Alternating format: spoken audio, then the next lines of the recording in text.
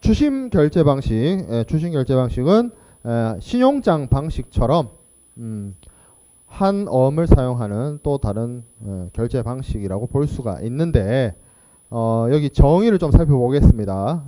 신용장과는 다른 추심은 단순히 매매 당사자 간의 계약에 의해서 매도인이 상품을 선적하고 관련 서류를 첨부한 한 어음을 매수인에게 제시하면 매수인이 어음에 대한 지급 혹은 인수해서 결제하는 방법이다. 신용장하고는 달라요. 자, URC522이 있습니다. 이거는 ICC가 제정한 UCP 600처럼 그 추심에 대한 통일 규칙인데 여기 제2조에서 추심의 정의를 이렇게 내리고 있습니다. 추심이란 은행이 접수한 지시에 따라 지급이나 인수를 하기 위해 지급이나 인수에 대해서 서류를 인도하거나 서류를 지급하는 건 똑같네요. 신용장처럼 기타의 조건으로 서류를 인도하기 위해서 서류를 지급하는 것이라고 하고 있습니다. 서류를 지급해서 환어음을 써서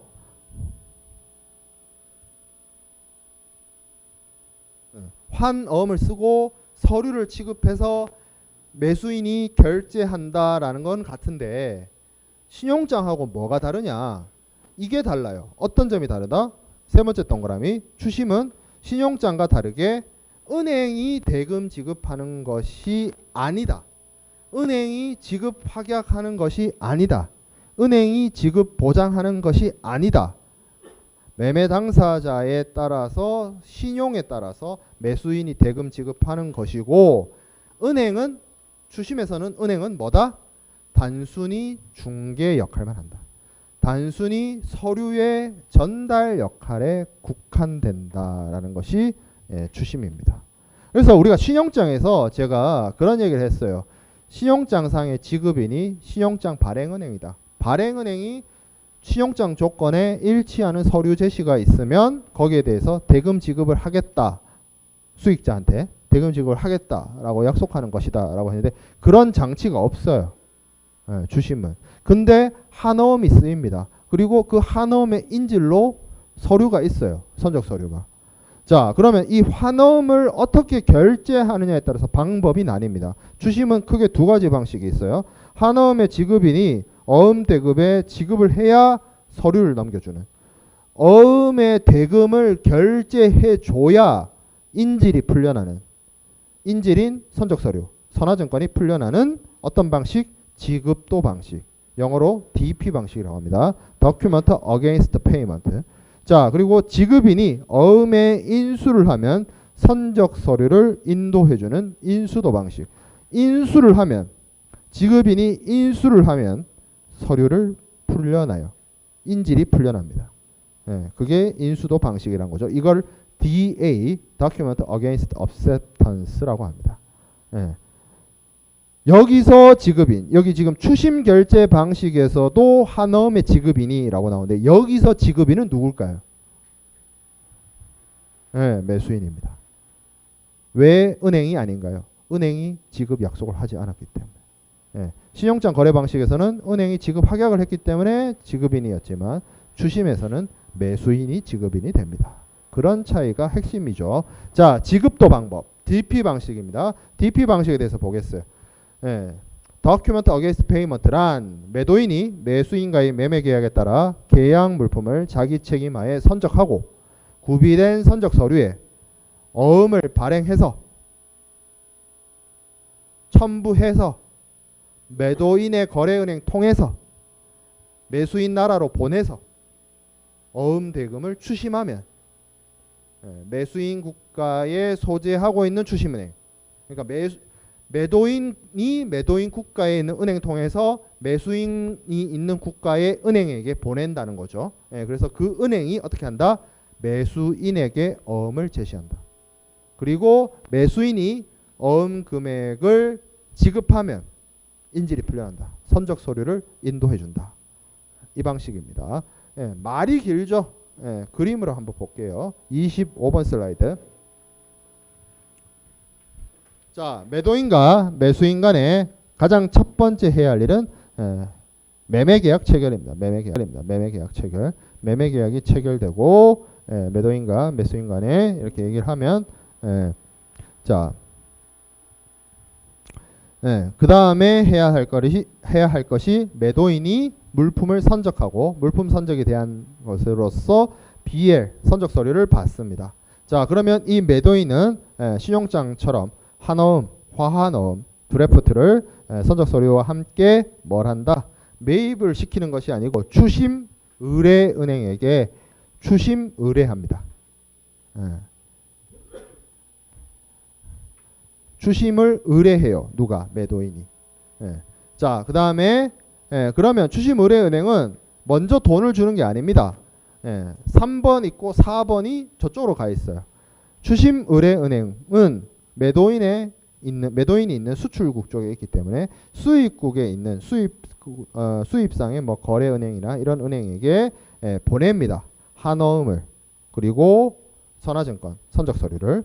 그래서 매수인에게 어음을 제시하는 은행을 보통 collecting bank 추심은행이라고 합니다. 그래서 이 추심은행이 보통은 매수인의 거래은행이 되겠죠. 그래서 서류가 도착했다는 사실을 알리면 6번에 매수인이 대금 지급을 합니다. 우리 신용장 거래 방식에서의 프로세스를 살펴봤을 때 대금 지급 누가 했어요? 신용장 발행은행이 했습니다. 11번인가? 그 앞에 그림에 있었잖아. 중간에. 근데 여기서는 매수인이 합니다. 대금 지급을. 자, 그렇게 대금 지급을 하면 7번에 뭐예요? 서류가 풀려나는 거죠. 서류를 풀려나고 8번에 이 매수인은 선화증권을 들고 가서 운송인으로부터 하물을 찾을 수가 있게 됩니다. 근데 중요한 사실은 지금 이 과정 속에서도 매도인이 수출자인 매도인이 아직 돈을 못 받고 있어요. 우리 신용장 얘기할 때는 매도인이 제가 그런 얘기를 했죠. 물품을 다 준비하고 선적해서 서류 준비 다 해서 서류 제시하고 한어음 발행해서 한어음도 제시하고 그러면 매입은행을 통해서 매입해서 뭐 전도금 받고 돈 먼저 땡겨 받고 끝. 근데 지금 7번, 8번이 왔는데도 아직 매도인이 돈을 못 받고 있어요. 자, 이 추심을 영어로 콜렉션 뭐 이렇게 얘기합니다. 콜렉트 한다는 거예요. 뭘 한다는 거예요? 모은다라고 생각하지 말고 회수한다 이렇게 생각해봐요. 추심, 우리 불법 추심 한번 생각해봐요. 추심, 불법 추심을 왜 해요? 업계 형들 왜 보내요?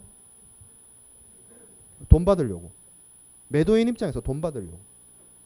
자, 그래서 어떻게 한다는 거예요? 서류를 보낸다는 거예요. 돈 받으려고. 그래서 어떻게 한다는 거예요? 여기 6번에 대금 지급된 것이 추심은행.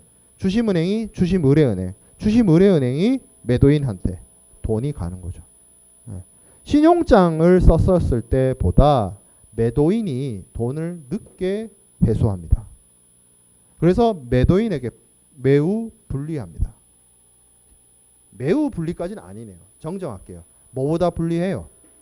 신용장보다 불리합니다. 자, 그리고 이런 문제가 있어요. 일단 신용장은 우리가 독립주상성이 있다라고 했습니다. 그래서 매도인이 물품을 선적하고 서류를 준비를 잘 했어요. 뭐 서류에 하자도 없고. 그래서 서류가 제시되면 신용장 발행은행이 대금 지급을 해줍니다. 그리고 신용장을 발행 의뢰한 그 수입자가 신용장 발행은행에게 대금을 상환하고 서류를 찾아가고는 수출자 입장에서는 별도의 문제예요. 일단 나는 신용장 발행은행으로부터 대금을 회수할 수 있습니다. 서류만 문제없다면. 근데 지금 여기 추심에서는 저렇게 해서 물건을 보내고 서류를 보냈는데 6번 저 대금 지급을 매수인이 안 해버리면, 거절하면 매도인 입장에서는 돈을 받을 방법도 없고 저 물품을 다시 가져오거나 아니면 다른 제3자한테 팔거나 하는 문제가 생겨버려요. 그런 여러 가지 위험을 떠안아야 됩니다. 매도인이.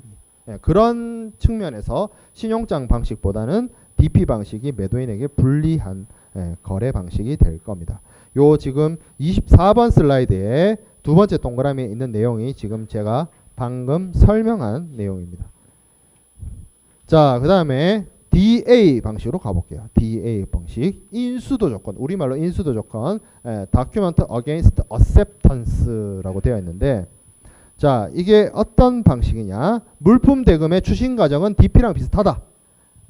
근데 어떤 어음이 쓰인다? 기한부 어음이 쓰인다. 기한부 한어음을 쓴다.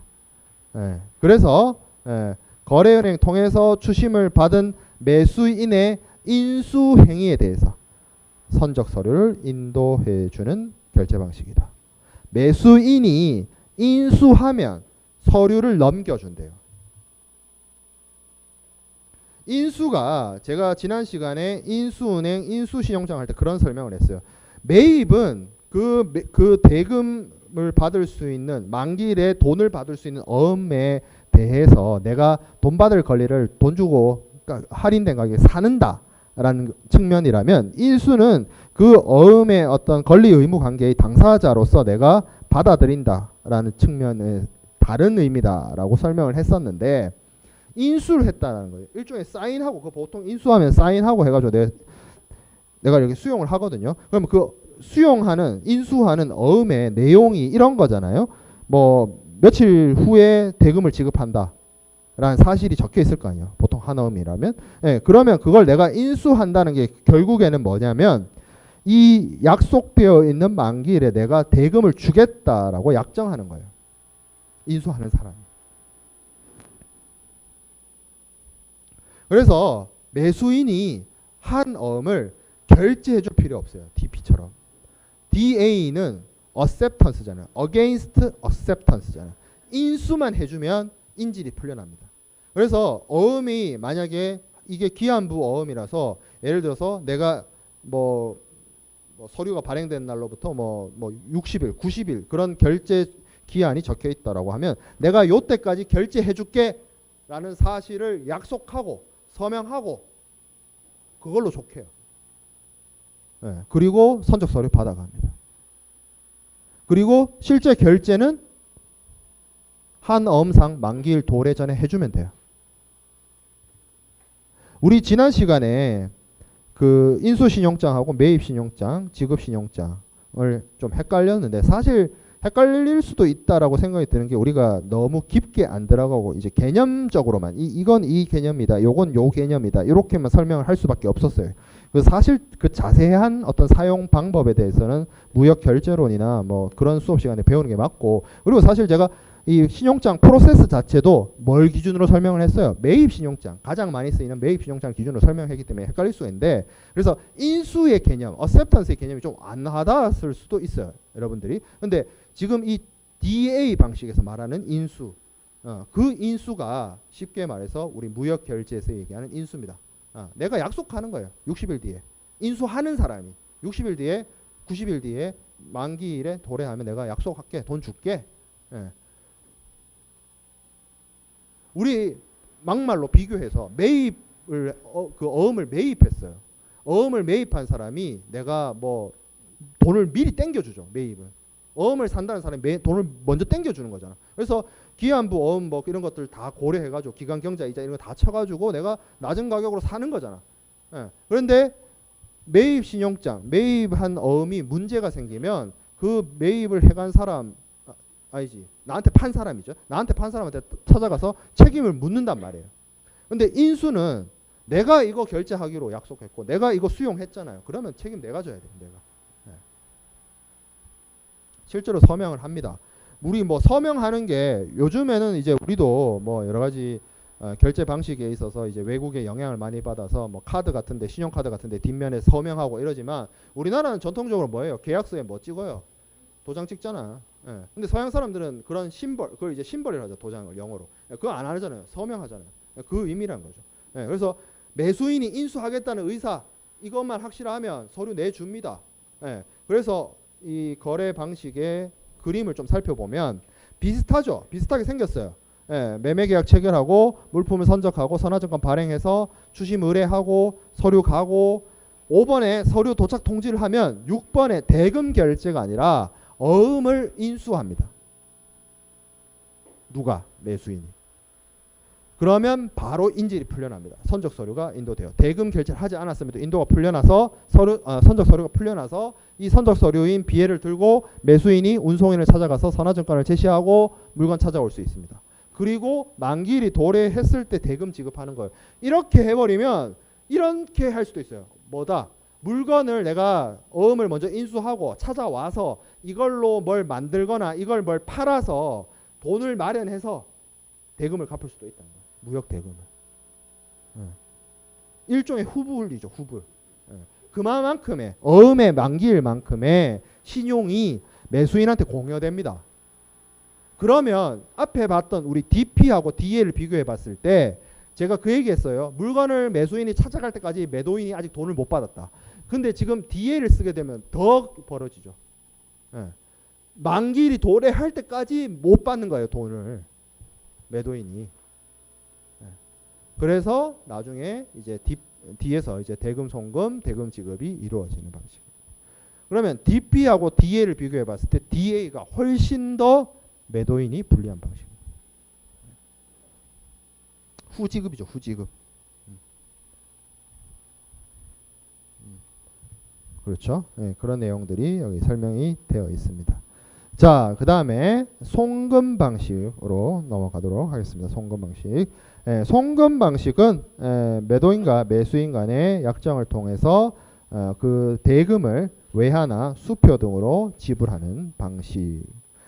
우리가 앞에서 살펴봤던 신용장이나 추심의 경우에는 그 물품을 선적한 선적 서류를 보내는 방법과 대금 결제를 하는 방법이 한 어음이라는 고리를 통해서 한 어음이 선적 서류를 인질로 잡아서 연계되어 있었어요. 연결되어 있었습니다. 근데 송금 방식은 돈은 그냥 은행을 통해서 보내주고, 뭐 서류는 뭐 특송으로 보내버리거나 뭐 페덱스로 보내거나 뭐 이런 식으로 별도예요. 분리되어 있어요. 선적 서류의 보냄과 이 무역 대금 결제가 분리되어 있다라는 거죠. 자, 뭐 대금 지급 시기에 따라서 사전 송금, 사후 송금 이렇게 나뉘는데 뭐 물건 선적하기 전에 보내주면 사전 송금이고 물건 선적하고 난 후에 보내주면 사후 송금이 되겠죠. 뭐 이거야 뭐 당연한 거고. 자, 송금 방식의 종류. 자, 1번 수표 송금 방식, 디맨드 드래프트. 이건 뭐냐면 은행에 가서 수표를 받습니다. 그래서 수표를 보내줘요. 뭐 그런 거죠. 두 번째, 우편 송금한 방식. 요건 뭐냐? 매수인의 요청에 따라 송금은행이 송금수표를 발행하는 대신에 지급은행에 대해서 일정 금액을 지급해 줄 것을 위탁하는 지급 지시서에 해당하는 우편환을 발행해서 송금은행이 직접 지급은행 앞으로 송금하는 방식이다.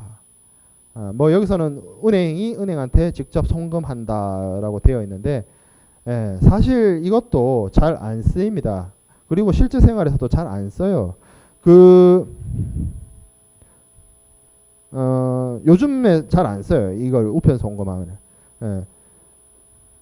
이게 주로 언제 많이 사용됐냐면 저보다 대학을 한 10년에서 한 15년 일찍 다니신 분들 있죠. 그 최근에 인기 있었던 그 드라마 있죠. 뭐 응답하라 시리즈 있죠.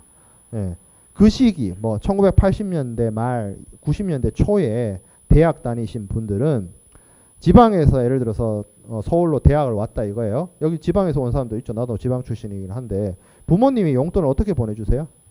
계좌로 쏴주죠. 근데 인터넷 뱅킹이 없고 폰 뱅킹이 없고 ATM기가 없다고 생각해봐요. 그럼 돈을 어떻게 보내주겠어요? 부모님이. 그때 우편화를 썼어요. 뭐냐? 부모님이 동네 우체국에 가세요. 그래서 현찰을 주고 우편환을 받습니다. 그리고 뭐 이 우편환을 뭐 수령해서 바꿔갈 수 있는 사람을 뭐 정해도 되고 어찌됐든 그걸 보내요. 편지로 자식한테. 그러면 자기한테 오죠. 뭐 보통 등기로 보내겠죠. 위험하니까. 그러면 그거를 자식이 서울에서 받아서 동네 우체국으로 갑니다. 학교 우체국으로 가거나. 예. 그래서 그 우편함을 보여주면 현찰을 줘요. 딱 느낌이 아날로그죠. 완전 아날로그죠. 예. 예. 써요? 이런 거? 씁니다. 가끔. 어떨 때 쓰느냐? 주주배당할 때. 예. 그리고 제가 이거 받았어요. 우편함. 최근에. 왜? 제가 작년에 소득세 신고를 잘못해가지고 11,000원을 좀 더 많이 냈어요. 예. 계산을 잘못해서 계산기를 잘못 두드려가지고 세금을 11,000원을 더 냈어. 그러니까 편지가 왔어요. 세무서에서. 우체국에 가서 11,000원 받아가세요 라고 해가지고 이렇게 쪼가리가 왔어요. 나한테 계좌로 쏴주면 될 텐데. 예. 우체국까지 찾아가야 돼. 그거 받으러. 아무 우체국 가도 된대. 예. 근데 그 아무 우체국도 찾아가는 게 귀찮죠. 예. 예. 그렇죠? 예. 예. 집에 지금 컴퓨터 앞에 이렇게 놔뒀는데 그대로 있어 아직. 예. 괜찮아요. 뭐 내년까지 찾아가면 돼. 예.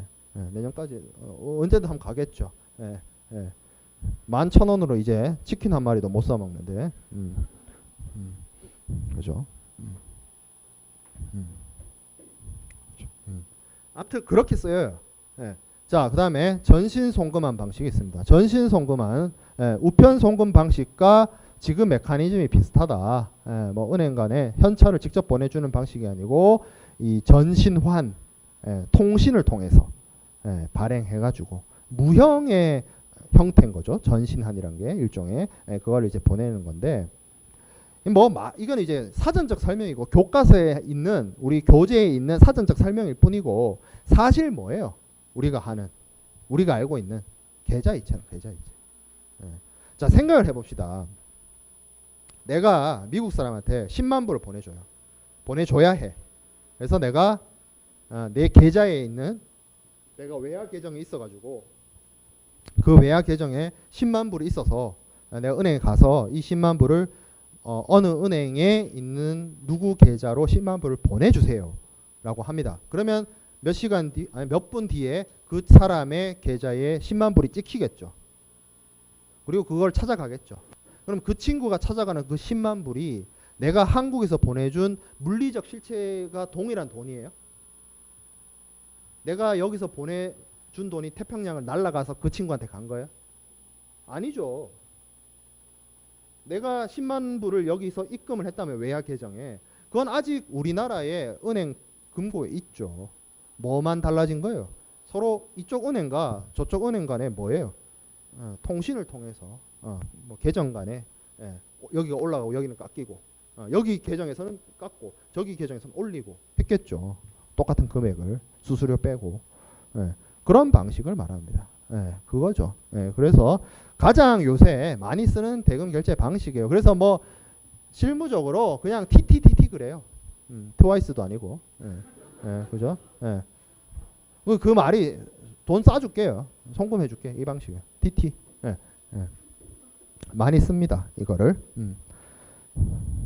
자, 그 다음에 대금 상한 인도 방식이에요. 대금 상한 인도 방식. 캐시 온 딜리버리와 캐시 어게인스트 다큐먼트. COD하고 CAD가 있습니다. 이거는 제가 무역 조건 설명할 때 대금 결제 방식 설명하면서 제가 간략하게 설명을 했습니다. 간략하게 설명을 했기 때문에 그림을 먼저 보면 COD입니다. 캐시 온 딜리버리예요.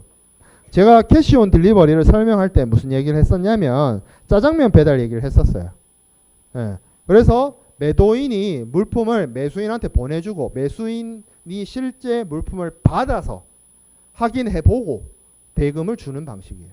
그러면 매수인이 물건을 받아야 되기 때문에 어디서 발생하겠어요? 수입국에서 발생한다는 거죠. 수입국에서 발생을 해야 되기 때문에 뭐가 필요하냐면 보통은 매도인이 수입국에 위치하고 있는 자신의 대리인한테 물건을 보냅니다.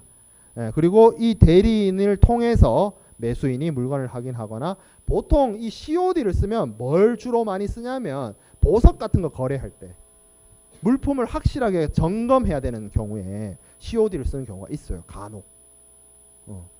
간혹. 잘 쓰진 않아요. 근데. 그래서 실제 물품을 확인하고 대금 지급을 하는 그러한 것을 현품 인도 지급, 캐시 온 딜리버리라고 합니다. 자, 그 다음에 캐시 어게인스트 다큐먼트. 자, 여기서는 다큐먼트가 쓰입니다. 이 다큐먼트는 우리가 앞에서 봤던 추심 방식에서의 다큐먼트 against payment, 다큐먼트 against acceptance 할 때 그 다큐먼트랑 같은 다큐먼트죠. 뭐예요? 선화증권이죠. 선화증권은 물품을 선적하면 운송인이 발행해 줍니다. 그러면 이 서류는 어디서 나타나죠? 수출국에서 나타납니다. 그래서 매수인이 수출국으로 자신의 대리인을 보내서 거기서 운송인으로부터 받은, 매도인이 운송인으로부터 받은 서류를 상한으로 대금 지급을 하는 방식을 CAD, 서류 상한 지급이라고 합니다.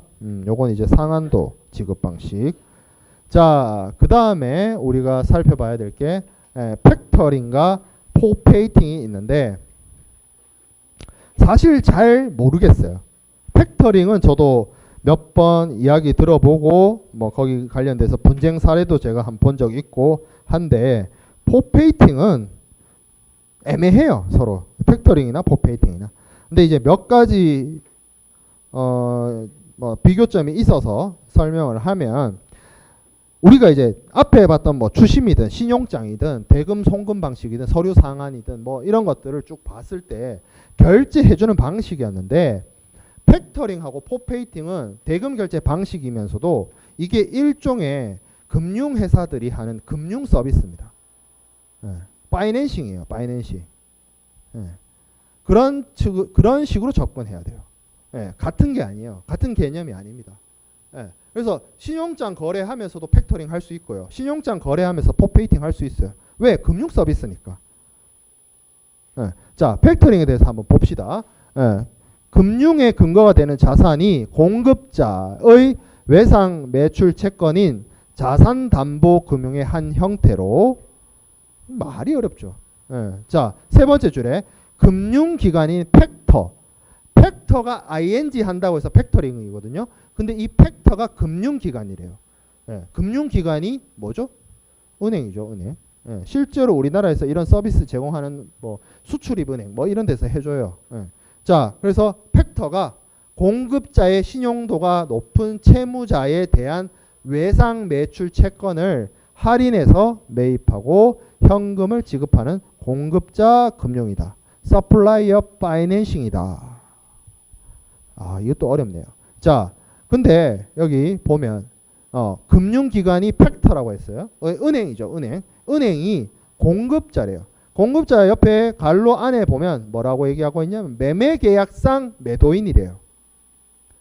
공급자가 있고 밑에 줄에, 그 밑에 줄에 채무자가 있는데, 채무자는 갈로 안에 매매계약상의 매수인이라고 합니다. 매수인이 채무자는 맞죠. 왜? 돈 줄 사람이니까. 그래서 이 돈 줄 사람으로부터 돈 받을 사람이 돈을 나중에 받을 수 있는 권리. 그게 뭐예요? 외상 매출 채권. 그거를 어떻게 한다? 만기 도래하기 전에 할인해서 사준다. 우리 재무 공부할 때도 재무관리 공부할 때도 채권이 나오고요. 회계에서도 매출 채권이 있잖아요. 근데 이게 약간 개념이 조금 다르죠. 왜 달라요? 재무관리에서 말하는 채권은 그야말로 국채, 그거 얘기하는 거잖아. 사채, 국채 그 얘기잖아. 회계에서 말하는 매출 채권은 뭐예요? 내가 나중에 돈 받을 돈이죠. 받을 돈. 매출 채권. 그 얘기죠. 그 얘기. 그래서 채무자로부터 내가 언젠가는 돈 받아. 누가? 공급자가 받아. 만기일 후에. 그거를 어떻게 한다고? 은행이 먼저 현금을 주고 파이낸싱 하는. 그러면 매입 신용장하고 똑같은 거 아닌가요? 다르죠. 왜 다르냐? 밑에 두 번째 동그라미 한번 봅시다. 운전 자금을 공급하지만 대출이 아니면, 대출은 아니래요. 이게 파이낸싱이긴 하지만 대출은 아니고, 조건은 매우 다양하지만 대부분 상환 청구 불능 조건이다. Without recours입니다. 소유권 없이 상환을 불능해요. 이게 뭐예요? 만약에 이 외상 매출 채권이 부도가 나면 그 손실은 누구 목? 은행 몫입니다. 매입 신용장하고 그게 다르죠. 그러면 매입 신용장이 내고할 때, 매입할 때 그 할인되는 그 비율보다 얘가 더 세지 않을까요? 얘는 위험도 끌어안는데. 그렇겠죠. 네. 그리고 설명에는 안 나와 있습니다만 이게 은행이 회사한테 해주는 거잖아요. 그래서 여러 가지 그건 뭐라 그러죠? 여러 가지 그 서비스 있죠. 기장이라든지 회계적 처리라든지 세무 처리라든지, 그러니까 그런 풀 금융 서비스를 제공하는 일종의 금융 상품이에요. 이게 은행이 제공할 수 있는, 은행이 기업들한테, 기업 고객들한테, 왜 우리 은행 가보면 개인 자격으로 오는 손님하고 기업 자격으로 오는 손님들을 창구를 따로 두잖아요. 기업들한테 일종의 서비스 상품이에요. 우리가 소구권 없이 문제 생겨도 다 끌어안아주고 어음도 할인해서 먼저 돈 빨리 챙겨줄게. 우리한테 외상 매출 채권을 넘겨. 이런 개념이란 거예요. 이게. 자, 그래서 한번 봅시다. 그림을. 그림이 이게 지금 1, 2, 3, 4, 5, 6, 7, 8 쭉 해가지고 15 있는데 왼쪽에 보면 16점이 있습니다. 이거는 동그라미 안에 숫자가 15까지밖에 안 들어가서 내가 이렇게 해놓은 거예요. 별 의미가 있는 건 아닙니다. 그리고 이거 1에서부터 16 이거 다 몰라요. 이렇게 복잡하게 할 필요 없고 핵심만 얘기합시다. 핵심만. 똑같이 매매계약 체결돼요. 매매계약 체결되는데 신용장 개설되거나 이게 아니에요. 오른쪽에 우리 신용장 거래 방식에서는 신용장이 오른쪽에서 개설되고 했죠. 추심 방식에서는 이쪽에 추심 의뢰하고 했죠. 그게 아니고 이번에 뭐가 있어요? 국제 팩토링 거래 약정을 체결한다는 거죠. 여기 말하고 있는 수출 팩터, 여기가 은행이란 거예요. 얘랑 매도인이랑 팩토링 계약을 체결을 합니다. 그래서 그 다음에 무슨 스텝으로 넘어가냐면 이 은행이 소구권 없이 상한 청구를 할 수 없이 어음을 사기 때문에 뭘 해야 되냐면 어음을 지급하는 사람, 어음의 지급인, 그러니까 매수인의 신용조사부터 먼저 합니다. 얘가 부도날 수 있는 어음인지 아닌지를 살펴봐야 될 거 아니에요. 그래서 보통 팩터링을 하면 그 자기하고의 상거래 약정이 있다든지 아니면 본지사간이라든지 해서 그 수입국에 있는 다른 어떤 금융기관, 다른 팩터를 이용합니다. 그게 이제 여기서는 수입 팩터 이렇게 되어 있었는데 이제 계약 관계가 보통 이루어져 있겠죠. 이런 업체를 통해서 그 매수인의 신용 상태, 지급 가능성 이런 것들을 다 살펴봐요. 그걸 살펴보고 난 다음에 7번에서 승인, 오케이, 내가 사줄게 하고 어떻게 한다? 11번에 전도금융. 그러니까 쉽게 말해서 뭐예요? 어음 만기 도래 훨씬 전에 대금을 준다는 거죠. 물론 당연히 수수료 받아가죠.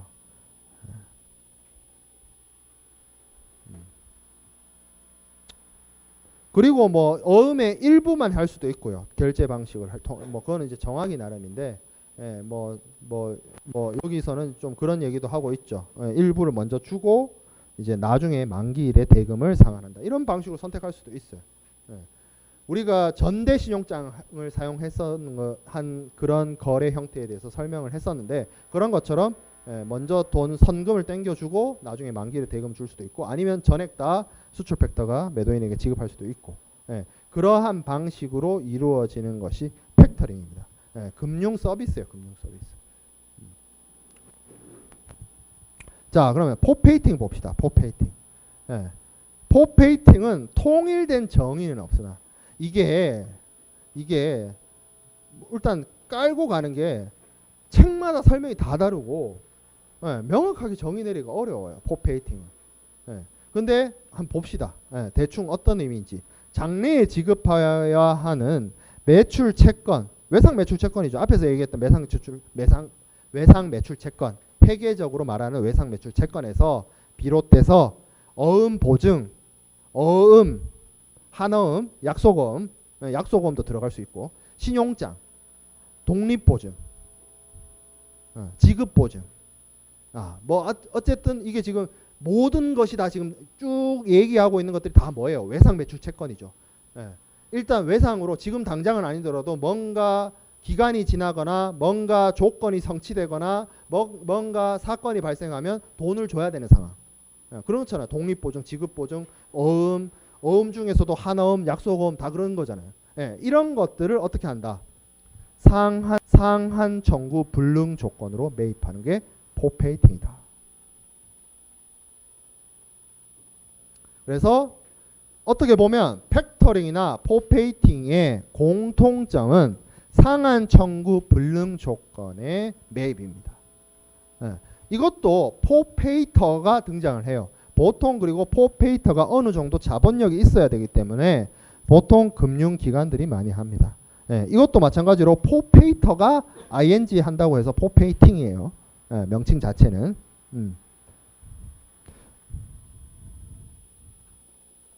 자, 그래서 그림을 봅시다. 근데 이 그림이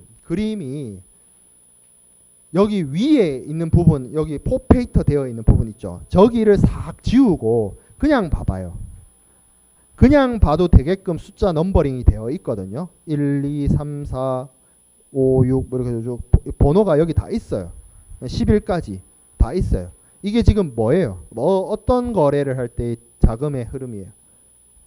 신용장, 매입 신용장. 근데 이 수출자가 먼저 돈을 좀 땡겨받고 싶고 서비스를 받고 싶다는 거죠. 예, 그래서 이 외상 매출 채권을 소구권 없이 외상 매출 채권 매입을 하게 되면 소구권이 있잖아요. 예, 그래서 이 외상 매출 채권을 수출자가 소구권 없이 매각하고 싶어. 그때 선택을 합니다. 누구를 불러요? 포페이터를 부릅니다. 우리 6번에 여기 동그라미 6번이 어음 및 서류 제시해가지고 수출자하고 매입은행과의 사이에서도 이루어질 수 있지만 이쪽 외곽선으로 크게 도는 어음 및 서류 제시도 있습니다. 이건 뭐예요? 은행을 통해서 그냥 단순 매입을 하는 것이 아니라 매도인이 소유권 없이 한어음을 외상 매출 채권을 할인받기 위해서 포페이터를 선택하게 되면 그렇게 할 수 있다는 거예요. 그래서 우리 앞에 정의에서 이게 신용장에서도 쓸 수 있고 뭐 어음 보증, 신용 보증, 독립 보증, 뭐 약속음 다 쓸 수 있어요. 외상 매출 채권을 소구권 없이 은행을 통해서 할인해서 매입시켜 버린다는 것이 포페이팅의 핵심입니다. 그거를 무역 거래에서 많이 쓰는 거죠. 아니 그러면 팩터링하고 포페이팅하고 거의 비슷한 것 같아요. 무슨 차이가 있느냐? 보통 포페이팅 쪽이 대금이 좀 세고요. 장기간에 걸친 경우가 많아요.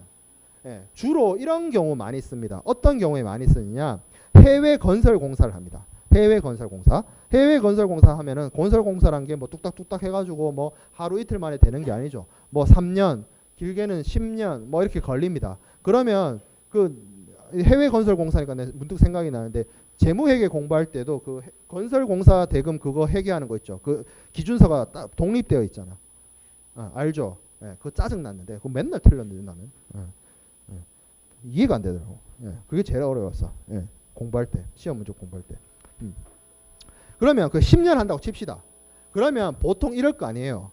그 해외 건설 공사를 발주하는 발주처가 있을 것이고 시공사가 있잖아요.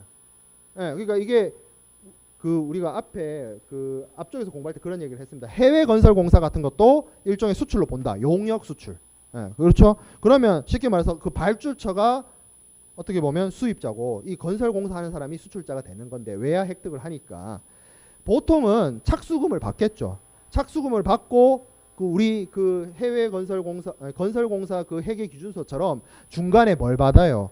중도금을 받잖아요. 예, 그리고 완전히 완성되고 나서 뭐 마지막 대금을 받겠죠. 그런데 이 중도금을 이 발주처가 어음으로 준다고 한번 생각해봐요. 한 90일짜리 어음으로 준다고 생각해요.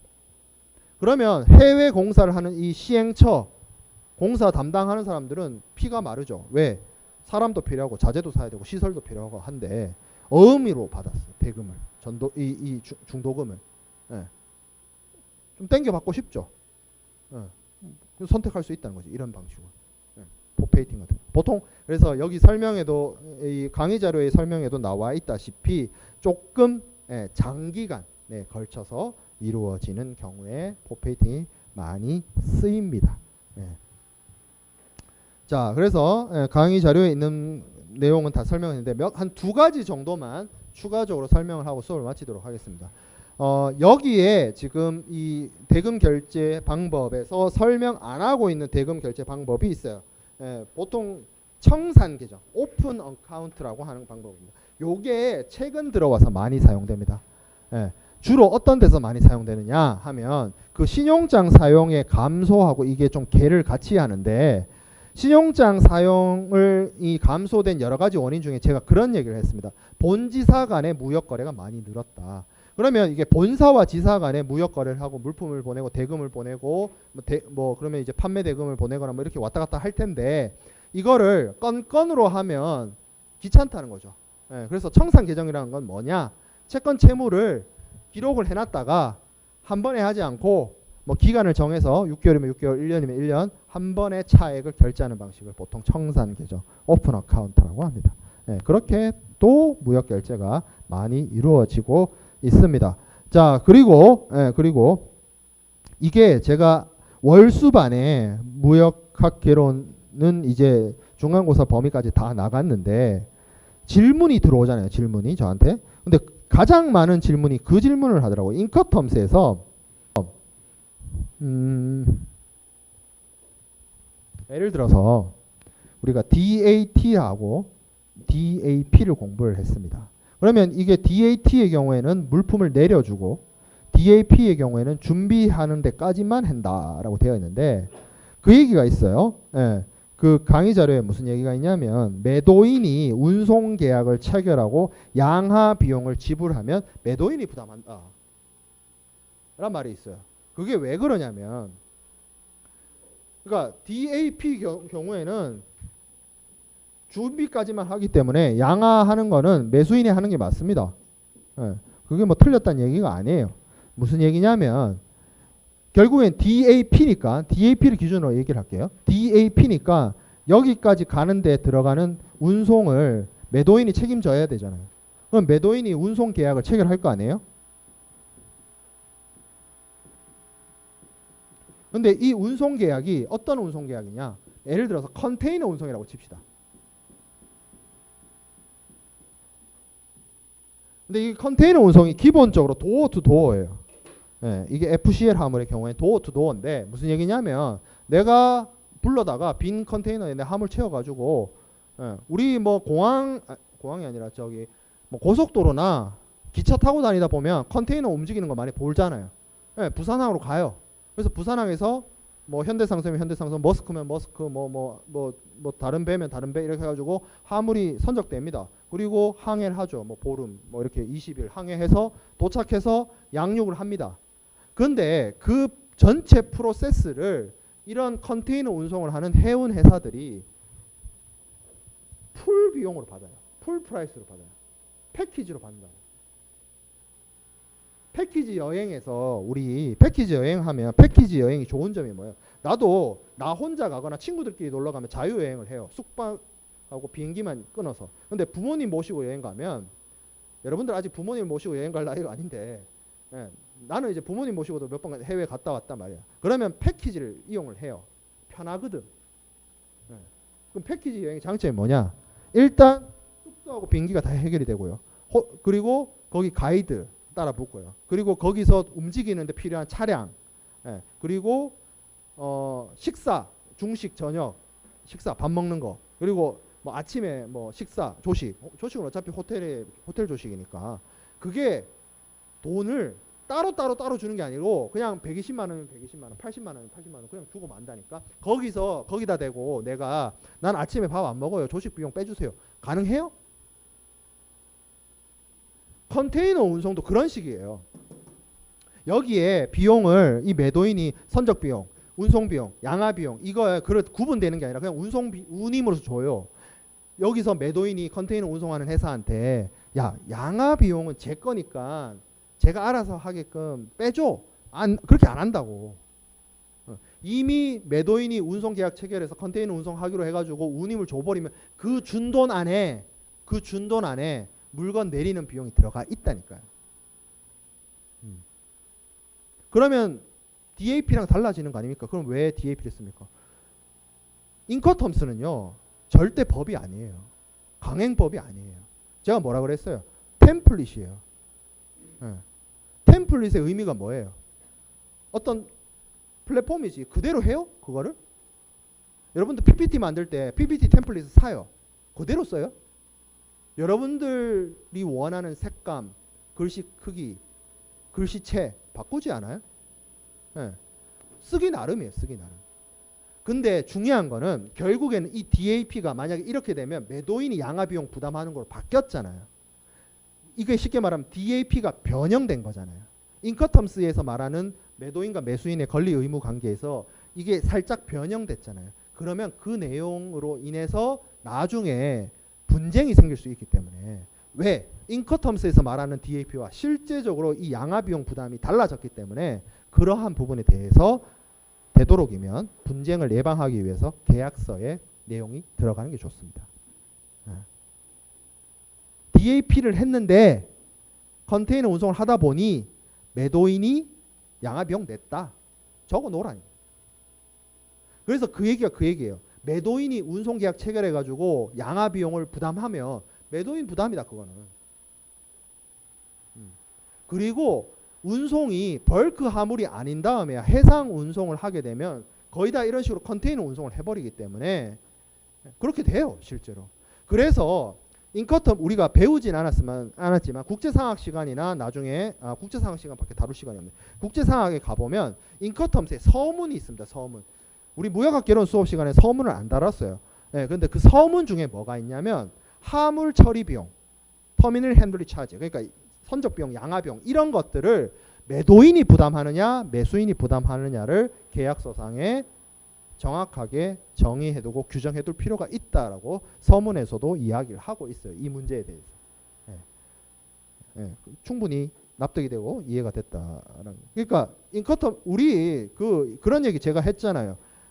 인커텀스에서 규정되고 있는 FOB로는 우리 부장님이 쓰는 FOB하고 전혀 안 맞다고. 그 부장님의 FOB와 인커텀스의 FOB는 서로 다른 거예요. 뭐가 맞고 안 맞고 틀린 게 아니라 그냥 ICC가 템플릿으로 제공하는 정형거래 규칙일 뿐이다 라는 거죠. 수고했고요.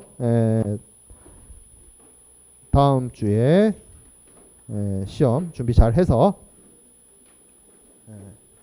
시험 잘 보기 바랍니다.